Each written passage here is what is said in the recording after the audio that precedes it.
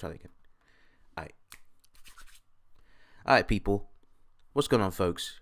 Captain Forrest here, and today I'm going to be doing the versus matchup with Giorno Giovanna versus Joker. If you guys haven't checked out my power scaling videos on both these characters, please check those out. Then once you've checked it out, you can come right back to this video, because in this video I will go over briefly and I will give some insight on who I think wins. But the power scaling videos just help, like, overall, just to give you guys more context and more understanding on how these characters work. So who do I think wins? I've done a ton of research. Big shout outs to Frisk, shout outs to Phoenix, shout outs also to Cyber. He sent me like a doc on why like other people think Joker wins and why other people think Giorno wins, and I looked at both those docs, came up with my reasoning, got my evidence, done my logical thinking and my knowledge, my logical analysis, and I have to say, like, more often than not, I'm gonna have to give this to Joker. And why I give this to Joker? Now, the problem here is Joker is conceptual. Now, I'm going to be talking about some strong things here, some complex things. For those who don't understand why conceptual arguments and stuff, I'll break it down as I go. Now, at first, like, people were stating like JoJo's Bizarre Adventure has like conceptual arguments, but the problem is it's very dishonest and it's taken out of context. And the problem is with JoJo is that the stands and the abilities and how the rules work for stands are already laid out. If you try to like argue conceptual arguments for JoJo, it is too inconsistent and it's heavily contradicted. People try to use this scan and always take it out of context, even though the scan itself debunks itself. This is a scan from part 6. Jolene, she's talking about how her stand works, right? So she says, when lines gather and clump up, they become three-dimensional. This concept. Because she said this concept, people are like being super dishonest and wanking it, saying, oh, yeah, because she said concept, the JoJo stands are all conceptual, and that's like very dishonest. That's like ratty. And what's hilarious is that she's not even talking about platonic concepts.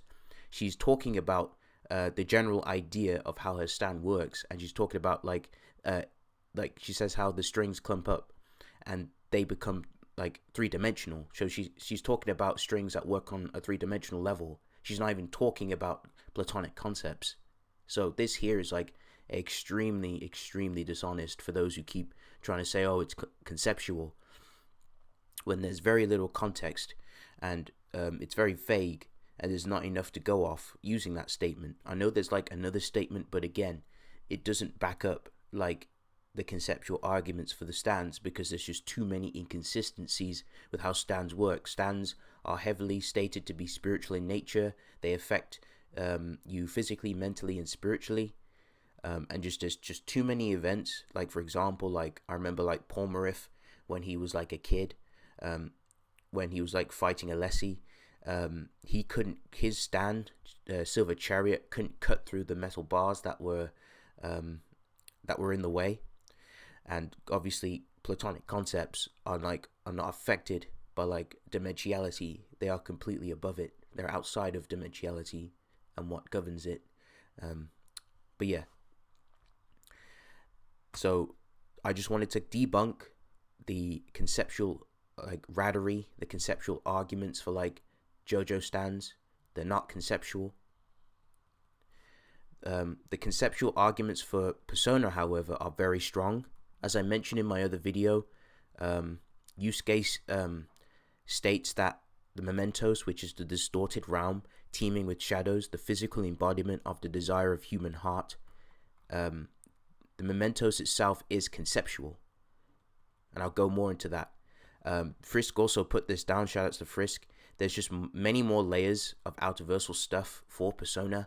So Persona 5 itself has shown to have many connections to Junagun psychology and instances of it applying to the cosmology. Junagun, or Junigun, depending on how you want to pronounce it, or Junagun, Archetypes are a form of Platonic concepts and act as them, which are infinite in amount, comprising the collective unconscious, allowing it to transcend time and space, being transspatial and transtemporal in nature, acting as an idea or a perfect idea of a concept, like the great moth archetype that acts as the perfect and ideal traits a mother would have.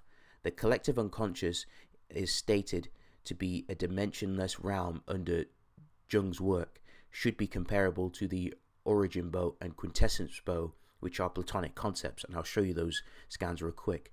So this is just like a quick summary, an explanation of the real like Platonic concept and like the psychology behind the Persona games and how they incorporate Platonic concepts and Platonic archetypes. So this is here. I'll leave these in the description if you guys want to see more of them. And this is just, oh crap, don't want to delete that. This is like Jernigan's archetypes are Platonic concepts. This just goes more into detail and explains more concrete evidence to prove that the conceptual arguments for Persona and the shadows themselves and like mementos. The collective unconscious and archetypes transcend time and space. So the human minds are all connected, transcending space and time, in other words. And of course you got like the mother archetype, which I explained above, and dimensionless unconscious. And this is like more evidence, like even the equipment in the Persona is conceptual. So that's the quintessent bow, which states, I believe it says Platonic idea of bows. And then here's the origin bow, the Platonic idea of a bow, perfect in form.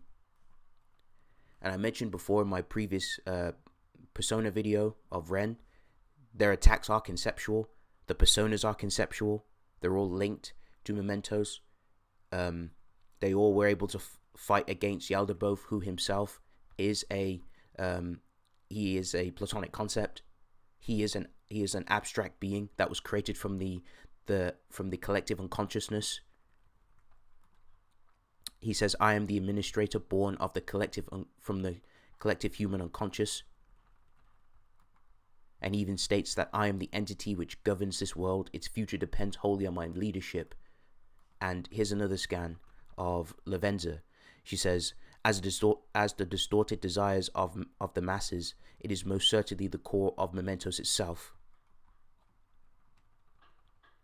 And Yaldabaoth is omnipresent because he governs that outerversal realm. He controls it. He can do whatever he wants in that realm. And this is just another like a scan of like Morgana, like talking about how if mementos is erased, the personas they lose their persona powers. And this is just another scan of like just proving the whole conceptual arguments. So literally, how the fight's gonna go down, how I see, is Joker is pretty much gonna do whatever he likes. He's gonna use his mind hacks. He's gonna use all his deadly hacks. He's gonna use the spare hacks, death hacks with Mudo, which is like a straw man which completely negs you. He's got like curse manipulation.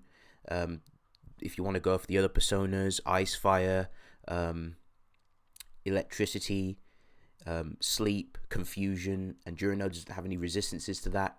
And Giorno's causality manipulation won't work on Ren because Ren is a Platonic concept, right? His persona is basically connected to him.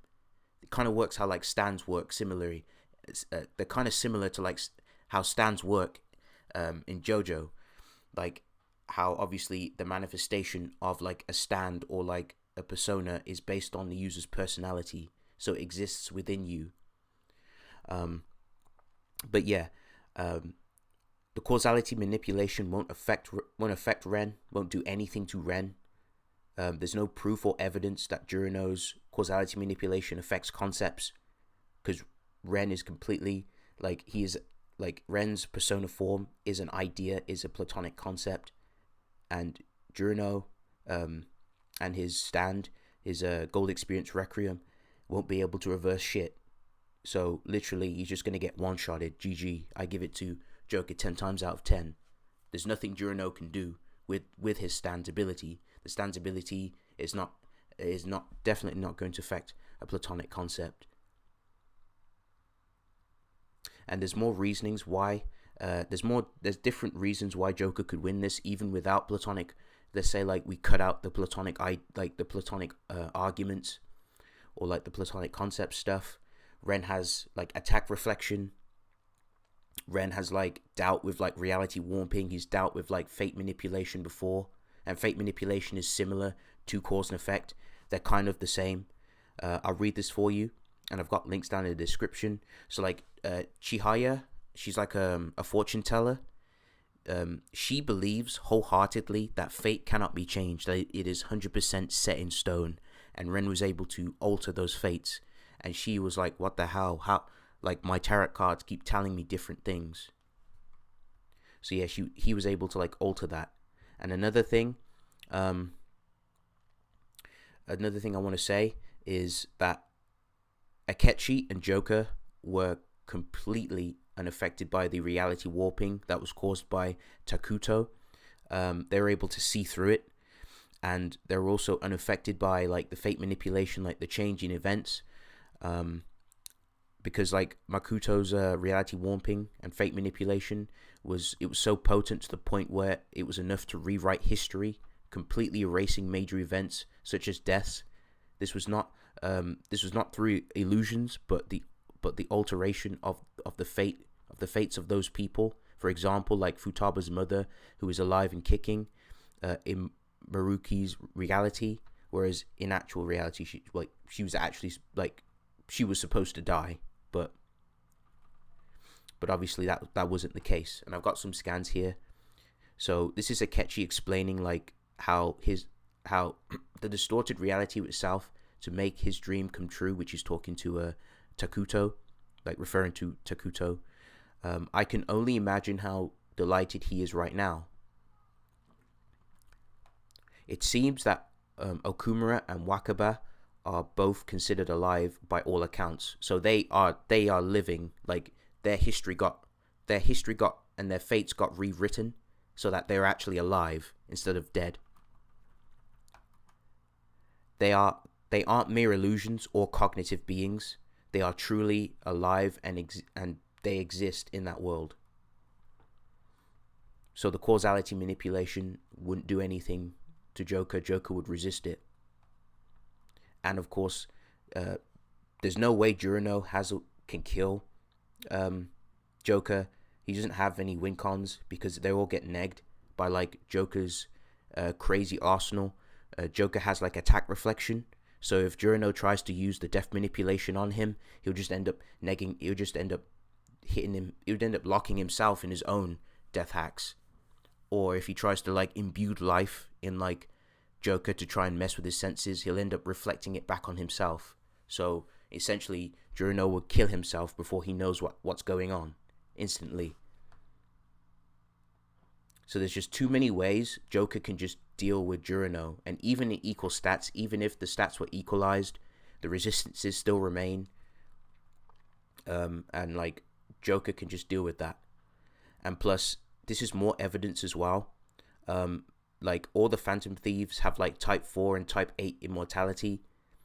The very idea of the Phantom Thieves were erased, and like they were conceptually erased from existence, from the minds of the masses. They were denied. They were completely ignored. So like the people who once believed in the very idea and concept of the Phantom Thieves, they were rejected. And in the cutscene, they were all erased out of existence conceptually, and they were able to like survive it, and they were able to like be revived in the Velvet Room, and they basically all returned from to the Velvet Room, and Joker basically he had to go and talk to all the Persona members to get them back, basically believing in themselves and not giving up, because they hadn't expired. So once Joker was able to like talk to them and get them back on their feet, that was when they had to like reobtain their existence again and become recognized by the public. So even if, for example, let's say like Giorno like negs him, like with like just kills him. For example, let's say he kills him with like using like imbuing him with life and kills him. And not using the death axe. Let's say he just kills him, because obviously Ren does have resistance to death axe too. I'll get onto that. Ren would just literally, he would revive, he'd come back, and he'd just go back to the fight and then just neg Giorno. So there's no way Giorno can put him out for good, and the death manipulation wouldn't work as well. Let me just show you these scans real quick. So yeah, like they had to reclaim their existence in that reality, so they were conceptually erased. And that's like the scene where they all get erased. And that's like the life imbuement wouldn't work, obviously because of attack reflection. The death hacks wouldn't work because Arseni himself has like complete resistance to death hacks and curse manipulation. So like, for example, like I mentioned, like the voodoo doll Mudo, that completely kills you instantly, gives you death hacks. It negs you with death hacks, and curse manipulation or anything of that nature won't work on Ren. So if Joker gets punched by those death hacks fists or punched to death, it's not going to apply. Like as I mentioned, just being like just being hypothetically speaking, let's say he does kill like Joker, but obviously the death hacks can't apply because of the resistance. And the complete immunity, Joker can just revive. So he has type 4 and type 8 immortality, and it happened pretty soon, so it's not going to take a long time. Joker would just return back to the Velvet Room in the cell, put back his persona gear on, and jump right back into the fight. So from a scale of 1 to 10, I have to give this like Joker wins 10 times out of 10. I just don't see a way that Giorno can deal and like kill Ren. Ren just has too many resistances. He's a platonic concept going off the persona scaling. The personas themselves are platonic concepts, so he manifests them like inherently. So Giorno's attacks aren't going to do anything to Joker, I'm afraid. So I have to give this to Joker 10 times out of 10. I just don't see what Giorno can do to Joker. But yes, folks, thank you all for watching. I hope you folks enjoyed this video. Like, I was quite torn and worried about how this was going to go down, because I want to make sure that the fights were not biased, the fights were good. But yeah, let me know down in the comment section. Captain Forrest signing out. Peace.